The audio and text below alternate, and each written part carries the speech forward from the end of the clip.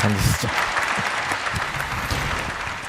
안녕하세요. SBS Hello, 스튜디오 I am 프리즘 프로듀서 김영욱. Producer Kim Young-uk from SBS Studio Prism. We talked about various topics and the keyword was always innovation. So the last topic is about K-pop, and K-pop is celebrating its 30th anniversary, and at the center is of course SM Entertainment. We have the living legends, the first generation idol, and we have the current SM producer Kangta with us, and CAO of SM Lee Sung-soo has also joined us. Please say hi to the audience. Yes, hello, I am Kangta. I debuted as a member of HOT in 1996, and next year I will celebrate my 30th anniversary. I am currently a creative director at SM. That's my debut, yes. It's hard to imagine that's me on the screen 30 years ago. And currently I work at the Smash Hit as a producer, which is a producing label under the Creation Music Lights. So today this is a special venue for me to look back on my 30 years. Thank you. Hello, I am Lee Sung-soo from SM. Currently, I am in charge of planning and production of our artists' albums.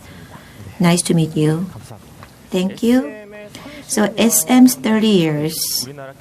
Well, it is almost synonymous with K-pop's 30 years. So Mr. Kangta, you debuted as a member of HOT in 1996. So is it true that even then SM already aimed to go global? Yes, I was in my second year in high school, so I wasn't also sure at that time. I was not convinced because the Korean market was small and we didn't have any overseas market. But internally in SM, we said that it is not just the SM, just the Korean market that we are eyeing on.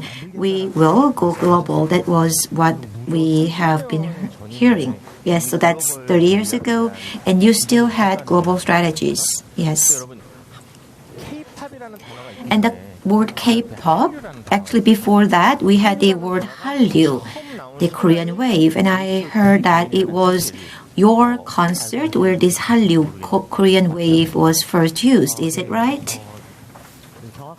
Yes, to be more precise, in 2002 there was HOT concert in China, and since then, of course, not just for us, but also in other settings, this term Hallyu was used in some foreign media outlet, but it was the first time for this word to appear in foreign article after we had that concert. So Kangta, he said that he debuted in 1996, and in the following year, in 1997, to go global, we created a multinational group, SES, where we had members from Korea, Japan, and America, and they were the first idol group to go into the Japanese market. And in 2002, the Asia's star, actually she is an executive at our company currently, Boa, debuted. So you already know that even before her debut, even her training period and her studying in Japan and learning the language was covered in the media. So all of that was like a training period to go global. So in Korea and then in Japan, she debuted, and she was the first Korean singer to be ranked #1 in the Oricon album chart. HOT, BoA, SES, and we also have TVXQ. All of them were designed to go global from the beginning very carefully, and that led to the birth of Hallyu and also K-pop. Yes, BoA, her training at SBS, we also covered it, and we thought it's very aggressive to go global. And I can see that everything was meticulously designed. It's like an industry, like a business. It's not even a genre. It's so big to be called a genre. And this year we had this explosive popularity of K-pop. Did you expect that? Yes, I dreamed of it, yes. But it was just a dream, and I could see the dream coming true. Our Korean songs becoming globally popular, I dreamt of it, and it really became popular. And through the K-pop Demon Hunters, it just exceeded our imagination. People often say, what happened? How could it be so popular? Is it now at the peak? If then, how long can it last? So I get those questions, and to be honest, it sounds like, so when do you think you will come down from this peak? So I think people are looking at us from that perspective. But in reality, what is K-pop? I think that's the first question. Is it a music genre? Is it a sales system? It is hard to define it precisely yet, but I want to say that it is no coincidence that we have the current status with K-pop. While preparing for the Archive K, I also received that question. I also asked that question to many people. So K-pop, it was founded by SM, and now we have an executive from SM. Maybe you can define what K-pop is. Yes, it is very hard to define. There could be diverse answers, but from our perspective, I want to say that K is Korea, pop is popular music. Like Korea's popular music, Korea's pop music, the whole industry should be the definition. But it doesn't end there. It is more than just popular music sung in Korean. But actually it encompasses broader concept ranging from planning, training, producing, performance, visuals, and even the fandom system. So they are very important pillars of the K-pop. It's more like a comprehensive cultural genre. So maybe that is a better definition. So that's how we can understand this. Yes, so just like opera or musical, when you see opera or musical, you have performance and music. It's like a comprehensive art. And I think it's the same for K-pop. It's not just music, but it's more like a content. So we say that music is something that you listen to, but K-pop, it is going beyond just listening. It's about watching and feeling and experiencing. So it's not just music, but contents. So from the SDF, I wanted to ask this question. As one of the key players in K-pop, what strategies did SM use from an industry perspective to achieve this success? So, Chris mentioned that K-pop is a comprehensive art form. And what is interesting about this is HOT started as a platform, not as a boy group. The idea was to create a system where the members could later branch out as actors, solo artists, or entertainers in other fields. So the intention was to identify and catch the strength and the attractiveness before moving into other fields. So I didn't know. That's a story I've never heard before. So we made this platform model through NCT, but however, HOT also was planned as a platform.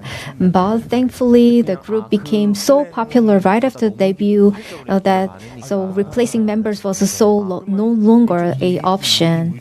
So we might have seen the HOT version 1.0, 2.0, and maybe I will be excluded when the HOTs moved on to the version 2.0 or 3.0. So this is the first time we hear them. So disclosing the new things, the new facts at the SDS D Forum, and there's a lot of the pros and cons when we have a platform strategy. However, these kind of attempts became the foundation for the success of a K-pop as important the genre and the content and even industry. So let's talk about the strategy a bit more. So another key turning point for SM was establishing a global strategy in the early to mid 2000, and the keyword the global was a very important driving force. In 2003, we started with the TVXQ, and at the time, the name of the band was very unfamiliar because it was an emerging god in the Orient, and the members' name, the and Shaegang Changmin were very new, and we named the members and the band targeting the Asian market. So, starting with the TVXQ's debut in 2003, SM began the active collaborations with international composers, including the Korean artists and the Asian artists. So it was the beginning year of international collaboration. And later, in 2005, the Super Juniors debuted, and then in 2008, we launched the Super Junior M, the first localized K-pop unit group for overseas markets. So when we launched the Super Junior M, we built a global network of songwriters and producers, and which laid the foundation for the picture of a K-pop. So whenever there's a new group, the youth evolved and made progress to reach the current stage. So we first built a global network. So by contacting so many artists and producers, and it eventually evolved into SM's signature song camp system. I've heard of the name Song Camp, but I do not have a clear idea about what it is. But it is said to have set the standard for how K-pop music is made today. So is it a program where top producers from around the world come together to create the music? Did it start in the early 2000s? I'm really curious. So is it camp? So do you have bonfire and have fun? No, so we wish we could have that kind of a camp. But the song camp reminds you of the camping and the climbing in the mountains. But it's a gathering of producers and songwriters. So we take the 2 or 1 week, and producers, songwriters, and the specialists come together and collaborate over the same period, about 2 weeks, and they talk to the labels and create new songs. So it's a song creation system. The song camp system began in earnest. So when the boys of girls' generation and the X songs were very important, and more recently, last year, the big hit, aespa's Supernova, and NCTU's Baggy Jeans, and there's a style. They were all born through the song camp process. It is very effective to reflect global music trends in real time while preserving K-pop identity. Where does it happen? Usually in SM, we have camp studios. So do they have to come to Korea? Yes. Sometimes we hold camps in Sweden, Europe, Denmark, Norway, the US, or in the UK, but mostly so international producers and songwriters have come to Korea. So Korea is a base camp. We feel really proud. So Kangta, you've personally been very involved in these song camps, right? I heard you've worked directly with producers from LA, Stockholm, and London. So what is that process like in practice? So it's very fascinating. So these days, it's very common for a hip-hop producer in LA to make a beat, a melody maker in Stockholm to add a top line, and a Korean lyricist to write the Korean lyrics over the top line. It's really common, but it's like a dream because I worked alone when I was a solo artist and a member of HOT. So it's very amazing because we gather all world-class producers and work together. A recent example is Rise's Love 119. The camp's creative director started with the idea. So let's sample a Korean song that everyone knows. So foreign producers and songwriters do not know. So the Korean artist provided very popular K-pop songs, and eventually they chose Emergency Room by the band Easy, a classic Korean pop ballad. The international producers reinterpreted it with an organic contemporary feel, and that's how Love 119 was born. So it reflects that identity of a song camp.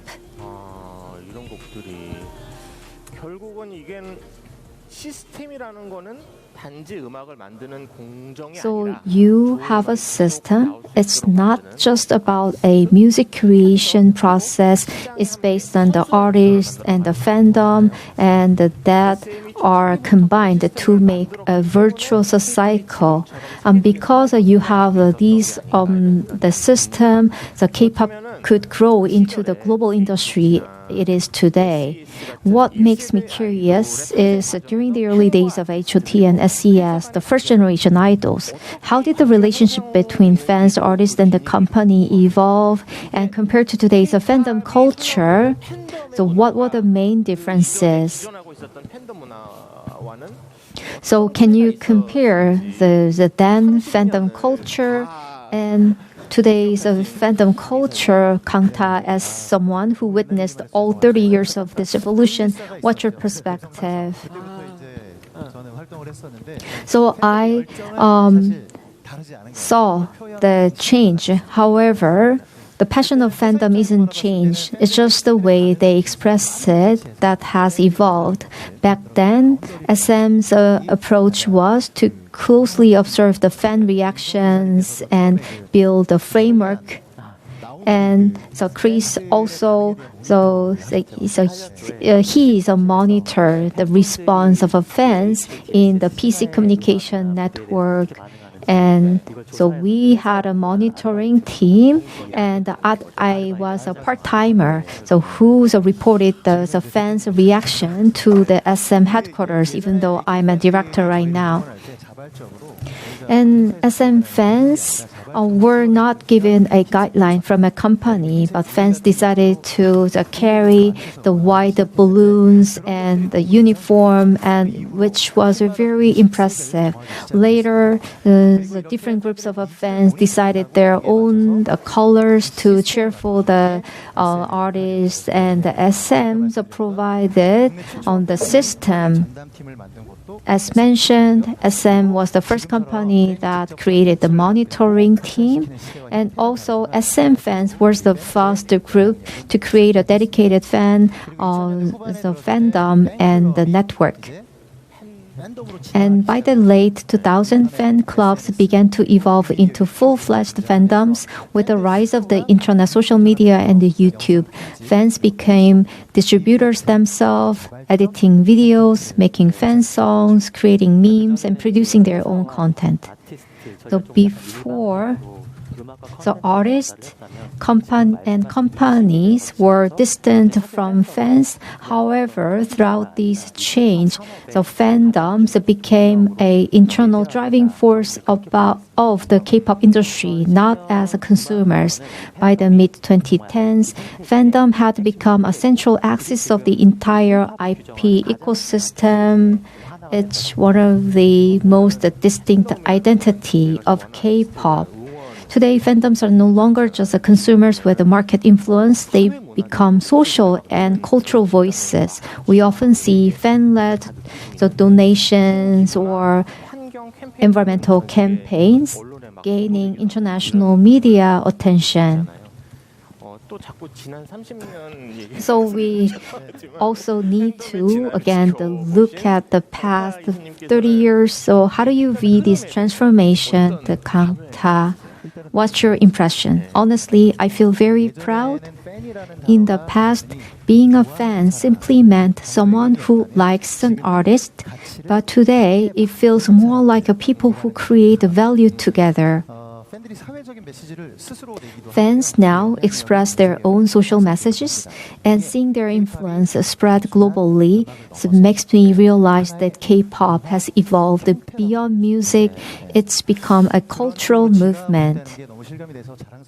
So I feel really proud about this transformation and evolution. And because we have such a mature fandoms, it pushes us to become more responsible in creating our content.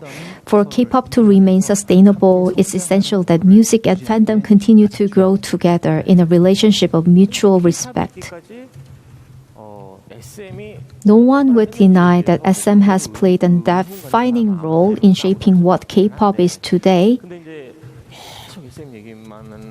But of course, it wouldn't be fair to talk only about SM because there are YG, JYP, and HYBE. So can we talk about this relationship? So personally, I'm a big fan of a Black Label because they produce wonderful pieces. As you know, YG, JYP, Black Label, HYBE, and Starship, these companies are going in the same direction. The artists and our producers and predecessors have walked the same path. That's why we are all here. They are wonderful competitors and also essential partners in the K-pop ecosystem. But we are not like competing, and we are not really hostile, but we are analyzing each other's jobs and consider the release schedules and music video production. So it's a very friendly competition, even though it's intense. And from the outside, it must look quite entertaining, just like how DC and Marvel compete in Hollywood. That kind of a rivalry pushes us all to create even more amazing heroes. It's like a competition between the Star Trek and Star Wars. And because of the competition, we come up with more amazing heroes. I see it as a very positive and healthy competition. And if we look at it in terms of musical diversity, each company brings its own distinct color. Personally, so I really like the YG, which has the dope, edgy hip-hop vibe. I wanted to try that kind of music. Also, JYP that has a catchy mainstream melodies and wholesome image. Each of these unique strengths makes K-pop richer as a whole. As we imagine the K-pop industry as a hexagon, each company holds a piece of it, but each has its own point that extends a little further in a different direction. These diversities makes K-pop so fun for global fans. People might say, do you like K-pop? Then listen to SM, check out their video, and don't miss hype songs either. It's all K-pop. That variety is what expands the listeners and the fans' experience. We are pushing the boundaries. So we have looked into the past 30 years of history and also looked into the cases of your competitors. Now let's look into the future of K-pop. Maybe for you, the most curious question that people have would be, well, Kangta, you mentioned at the beginning that you received this question of, well, when do you think will be your end date for the fall of the K-pop? For us to have a meaningful discussion, I think it should not be just a fandom thing, but for K-pop to establish as a firm culture, what kind of vision do you think is needed? Well, I cannot agree to the point that we are at the peak. Well, in the past, we had HOT debuting, and when we had debut of HOT and other idols being debuted and entering foreign markets, they always said that we are at the peak today. But I think that is not the case. Every time when we have new stars being created, they always say that we are at the peak. So I don't think that this is the peak. We are hitting a new peak. Yes. So I can see that we are continuously evolving. So for 30 years, we have heard that we are at the peak, but every time we hear that that is not the case. Yes, same for Gangnam style song. When it was popular, people have said that maybe we are starting to decline. But I think that should not be what we discuss. Whether it is the peak or not is not the key. Whether we can go up higher is the right question to ask, because we are really growing very well. K-pop in the past, it was just something that only a few number of genius stars and artists have created, only a few number of fans or enthusiastic about, but that is not the case anymore. We now have the fan communication and great planning and production. Everything is connected organically. It is like comprehensive art. So you said that you have been in this business for like 30 years. Please don't stop saying 30 years. So next year is 30 years. Yes, for 30 years, sometimes you were with us as an artist, sometimes as a composer, and now a creative artist. So this, your life as one man, Kangta, I believe that you have had a solid development. So I think this development will not disappear overnight. We have great interest from the world and sometimes criticism from the world, and it is making K-pop even more solid. And I'm sure that we will see the future where K-pop becomes a concrete genre. However, of course, the key component for that will be music. Well, during the definition, we said that K-pop is like a comprehensive art and not just music. But you said that to have the right future, we need to have the music, right? Yes. I mentioned that K-pop is about training, producing all the hybrid organical form of art.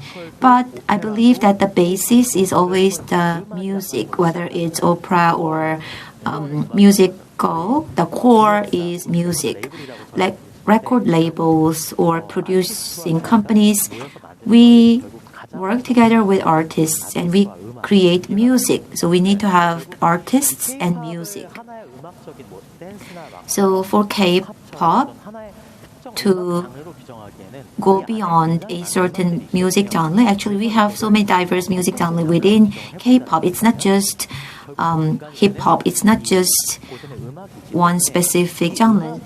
So the common ground is music. We have to have solid development of music, continuous development of music to allow the future growth of K-pop. Yes, once K-pop becomes a music genre, I believe that its competitiveness will grow even further. So there are people who are not consuming K-pop as content yet, they just use it as musical media. So I think now we are in some kind of transitional period. So if we come to this area of publishing music, in the world there is a sample platform used by music publishers, and composers use samples on that platform, and they also upload their own creation. So it is open to everybody. It is not free. You have to pay for it, but it's not expensive. And on this sample platform, we now have a tab named K-pop. It means that certain music type is called K-pop. So it shows that K-pop is not just a fad, but it is being certainly recognized by the public and the market. So now we are in that phase. So if you go to Suno, like AI platform to create music, I saw the tab named K-pop. Yes, so if you go in that tab, you will find all the K-pop related music. So I'm sure that we are in that stage. So what kind of music is K-pop? Well, if that's the question, we can say that maybe it is hard to define it, but music creators and producers have clearly recognized it as one clear genre. Then at K-pop, what kind of investments or efforts are you putting to make K-pop into a music genre? Because I understand that as SM, you are trying to internalize the publishing. So what kind of efforts are you putting? Yeah, well, we are here at SBS, and SBS has this popular program named Our Ballad. It's such a big hit. I watch it every week. If you watch this program, even on Netflix, it is listed on the top of Netflix popular programs. When you watch this, we can see that there are so many great music created by great artists. So through global platform, they are being aired globally, and I believe that the meaning of K-pop is expanding. So this Our Ballad, maybe some people might think that it's very different from what they have been hearing so far. So you can hear it now.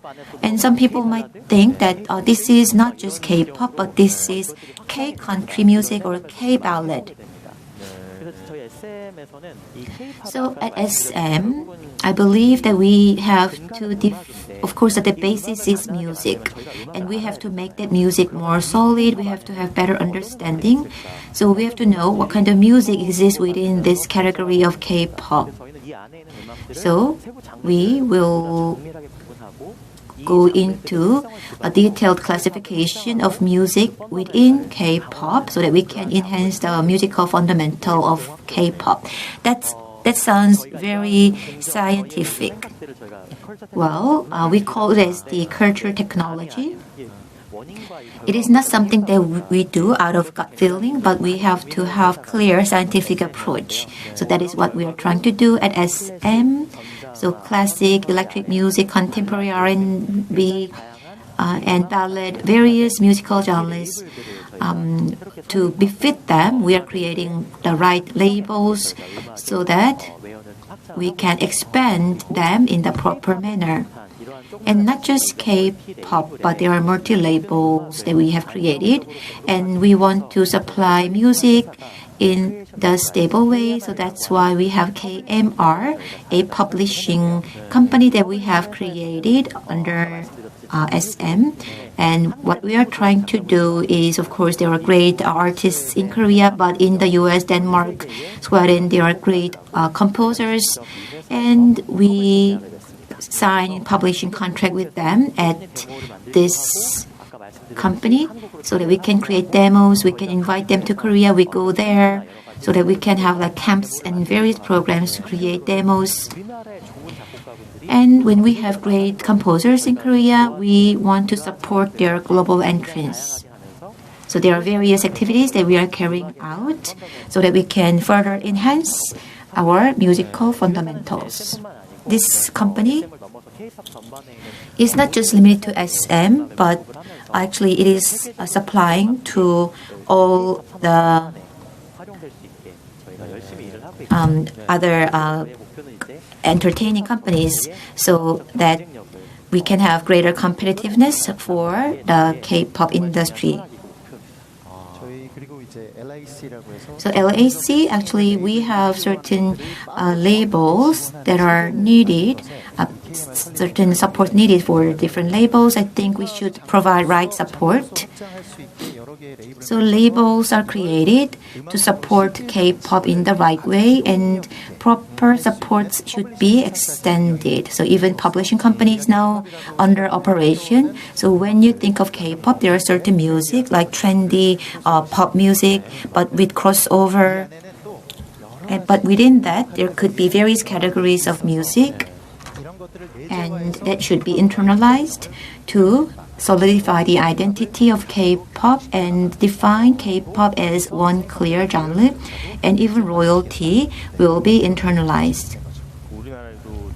Yes, so I can see that even so it means that you will have like a major publishing company like Sony or other US major publishing company. Yes, that is what we are trying to achieve, to create one big publishing company.